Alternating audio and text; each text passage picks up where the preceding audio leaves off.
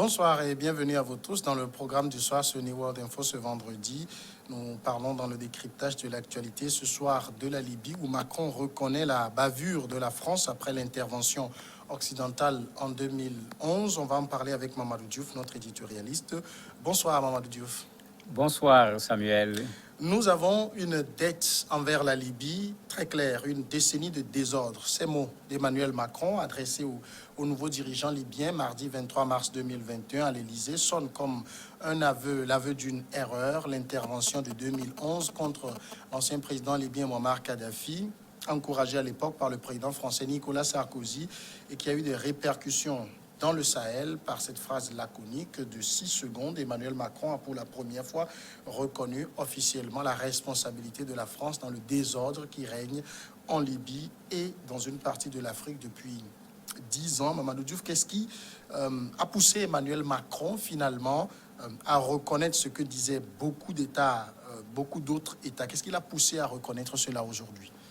En fait, c'est la situation qui se présente et des perspectives que l'on croit positives pour la Libye avec la réussite de ce dialogue interlibyen, puisque s'il a reçu le dirigeant du Conseil présidentiel et un des vice-présidents de ce Conseil présidentiel, c'est un peu déjà dans le cadre de la reconstitution, de la réunification de la Libye.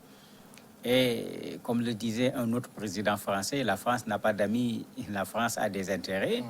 Il y a des intérêts énormes en jeu aujourd'hui. D'abord, la reconstruction de la Libye, mais également toutes ces réserves pétrolières qui, de tout temps, ont intéressé les gens. Et la France a déjà un retard parce que devancée par la Turquie, devancée par la Russie, devancée par l'Italie même, puisque la posture de l'Italie a été très différente de celle de la France pendant toute cette crise. Donc, le président Macron, en bon défenseur, j'allais dire, des intérêts de la France, est tout simplement en train de se rendre compte que, bon, il y a eu des erreurs par le passé. Qu'est-ce qu'on fait? On essaye de reconnaître les erreurs, on efface. Il y a des perspectives intéressantes sur le plan économique en termes de marché pour la reconstruction. Ben, la France ne veut pas rater ces marchés et c'est pourquoi, sans le dire ouvertement, on fait semblant de reconnaître l'erreur de Sarkozy, puisque c'est de lui qu'il s'agit. Mais je crois que c'est trop facile de passer par perte et profit ces 10 années de guerre. Si c'est Sarkozy qui est responsable, mais il n'a qu'à les répondre également devant la CPI, comme on le demande à d'autres. La CPI n'est pas faite pour les Africains. La CPI est faite pour tous les fauteurs de troubles à travers ce monde. Quelles sont les implications de ces mots d'Emmanuel Macron? Ben, la première implication, c'est une façon de, comme on dit, quand on reconnaît sa faute, elle est à moitié pardonnée.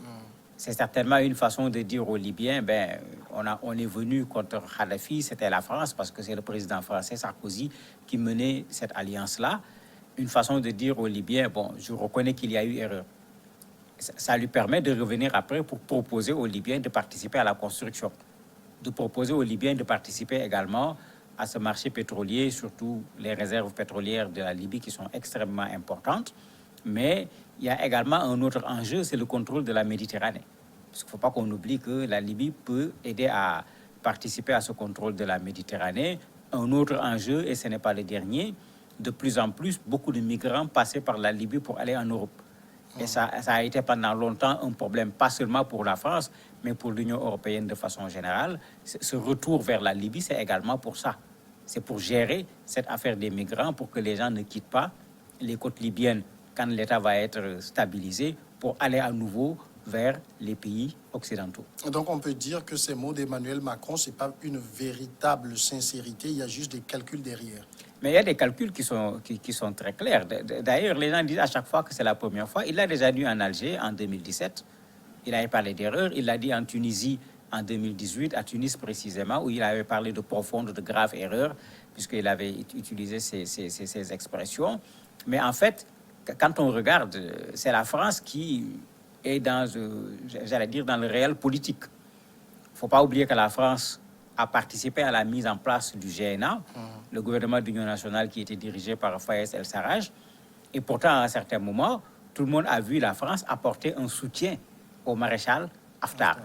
C'est-à-dire que la France a toujours mis des pions pour que, quelle que soit la situation en Libye, que que la France se retrouve en bonne posture pour pouvoir bénéficier d'un point de vue économique de cette Libye-là. Et c'est ce qui se répète actuellement avec le président Macron. Il est en train de s'apprêter à pouvoir faire partie de ceux qui vont reconstruire la Libye, de ceux qui vont bénéficier du pétrole libyen, etc. C'est très clair qu'il est en train de jouer son rôle en tant que président de la République française plutôt, défendre, j'allais dire, les intérêts de la France dans ce marché libyen qui s'annonce très juteux, puisque la Libye est capable de payer, puisque ses réserves pétrolières sont extrêmement importante. Comment on peut expliquer que le nouvel exécutif libyen ait réservé aussi sa première sortie internationale à la France, alors qu'on sait que s'il y a un semblant de retour à la normale aujourd'hui, des pays comme la Russie, des pays comme la Turquie y ont beaucoup plus contribué que la France? En fait, je me dis que les Libyens également sont en train de jouer leur jeu. Quand vous avez si vous avez suivi la ministre des Affaires étrangères avec ce gouvernement transitoire, quand les 3 ministres des Affaires étrangères de la France, de l'Allemagne, je crois de l'Italie, ont fait une visite surprise à Tripoli, elle a demandé clair et net le départ des forces étrangères, le départ des mercenaires. Donc, cette Libye qui se reconstitue est en train de vouloir créer également une sorte d'équilibre des forces. Parce que si on reconstitue la Libye avec la Turquie, avec la Russie, avec l'Égypte, vous avez ces gens qui risquent d'avoir encore cette influence qu'ils ont eue sur les négociations internationales et cette influence a fait que toutes ces négociations internationales ont échoué. Certainement, pour ne pas avoir à faire face seul à cette présence étrangère, on est en train d'aller chercher d'autres. La France, par exemple, pour leur dire, mais bon, il faut venir faire le service après-vente quand même, puisque vous avez fait partir Kadhafi, mais rien n'avait été prévu comme feuille de route, ni sur le plan politique, ni sur le plan diplomatique. C'est le désastre que vous avez laissé derrière vous.